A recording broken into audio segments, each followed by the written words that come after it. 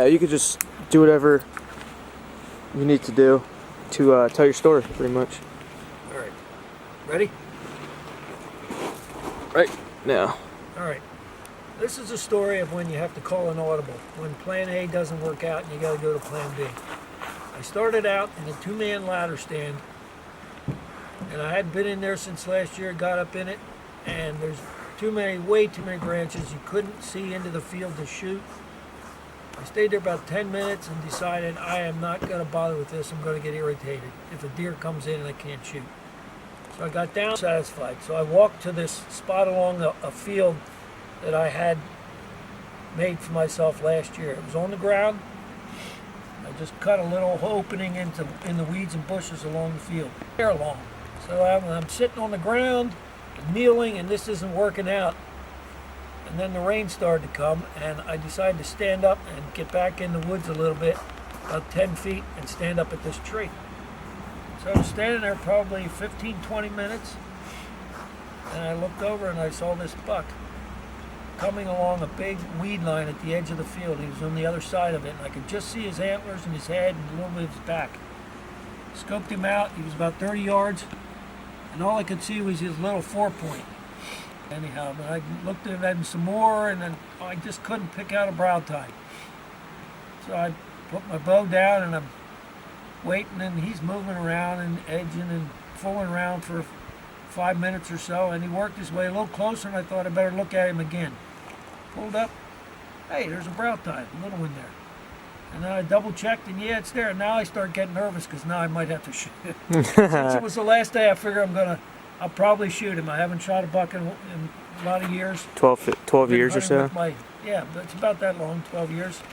I've been hunting with my sons, letting them shoot. So I got the safety off.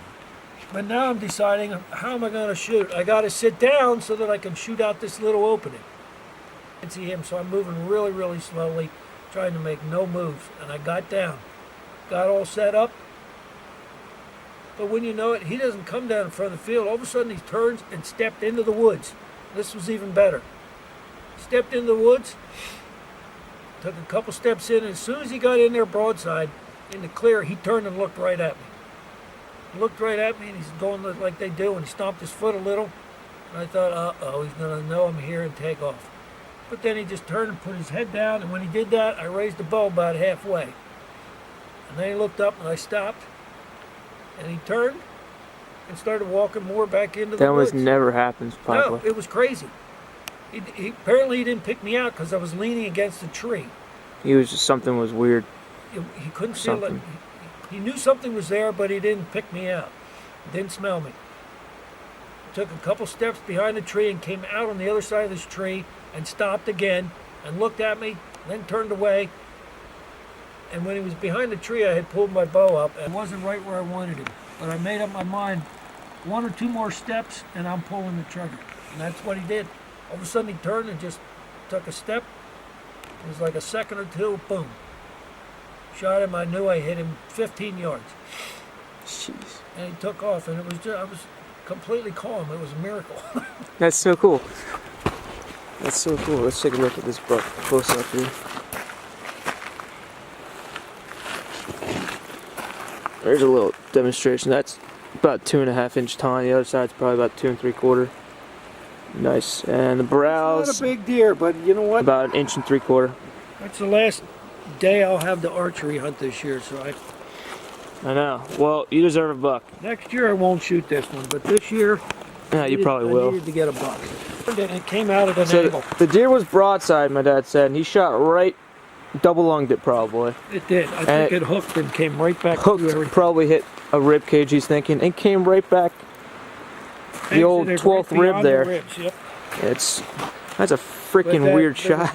No chance of living through that one. Alright, no, not at all, but Dad, we're getting a full mount? Yeah, no, I think not. Just kidding. I think not too, that's a little pricey. Time to get it skinned out here. Yep. Alright, cool stuff, man.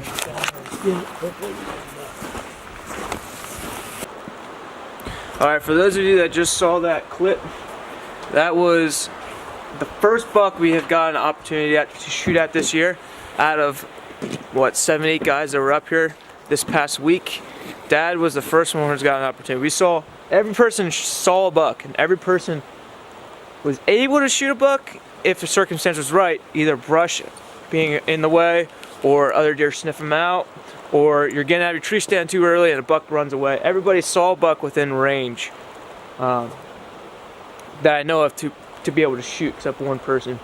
Today I saw 4 spike and a 6-point in the same field. The 6-point I was going to shoot, but the 4 spike, actually 3 spike and a small doe were in the same field as a 6-point. Couldn't get up to shoot with my bow, and I also had an inline with me, but the doe was too small. The doe was about 75, 80 pounds, and I wasn't going to shoot a small doe and have to deal with it. But I'm so freaking stoked for my dad. He deserves something like that. So if you guys do want to see another video coming up, it should be another week or so after this one's posted. I might have another video coming out for you guys. But until then, stay tuned. Have a good